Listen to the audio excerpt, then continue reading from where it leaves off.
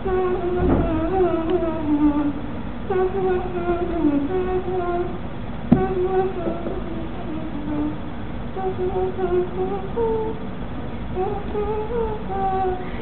that I have from the start. Excuse me?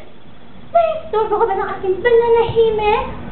I'm sorry, ako ba kinakausap mo? Obvious ba? Yes, I'm talking to you. What can I do for you? I'm trying to prepare. Pero nawawalang focus ko dahil sa pagganda mo. Kung pagganda nga yung ginagawa mo. Oh, sorry, I'll be quiet. Thank you very much. My pleasure.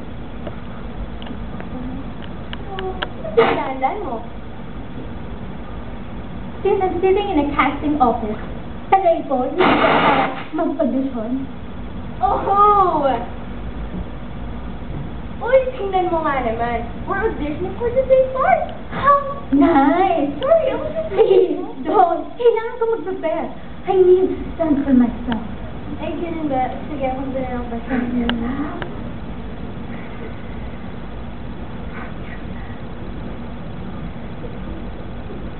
What are you doing? Sinakot mo naman ako. I was just watching his hander. Ngayon pala ako nakita kung paano gagawin yun. Intense! Hindi ka pala gumalaw. Natural. When you censor, it's not physical. It's internal. Ganun ba? Kanino mo natutunin yan? From Uta. Oh! Galing sa iba't ibang Eastern religious teaching. What? Hindi ko sinabing Buddha. Sabi ko, Uta. Oh! What's an Uta? It's not a what? Isa siya sa pinakabasigang acting teachers who ever did. Hindi mo kilala si Uta Hagen? Hindi eh. Nag-guess na ba siya sa Sharon or sa The Buzz? Kano katagal ka lang umarte? May isang taon na.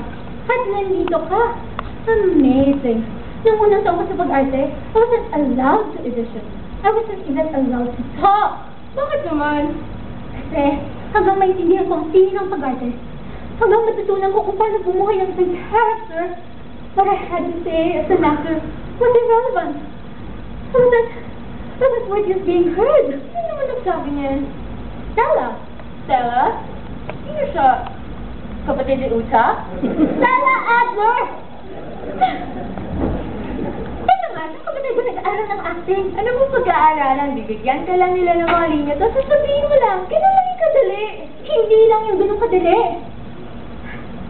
Gusto mo ba makita kung paano ito ginagawa professionally? O ba? Sounds like fun. Fun? Fun? Hindi lang basta fun ang acting. It's art!